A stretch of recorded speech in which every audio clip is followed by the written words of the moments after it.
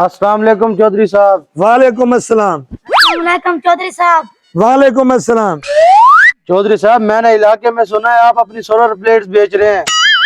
जी बेचनी है मैंने। चौधरी साहब वो तो आप मुझे दे दे, मैंने उधार पे लेनी है।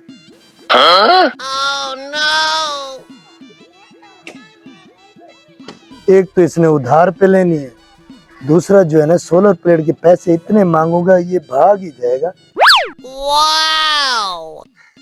बात एक करूंगा दूसरी नहीं होगी। 50 लाख रुपए की दूंगा सोलर प्लेट। चौधरी साहब फिर आप अपनी जबान से मुकरेंगे तो नहीं?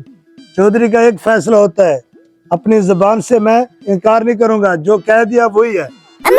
यार यार बात सुन मेरी। चौधरी बड़ा सख्त है, इससे 50 लाख की डन कर लेते हैं, फिर अपनी शर्त भी बता देते हैं चौधरी को कि कब देंगे पैसे।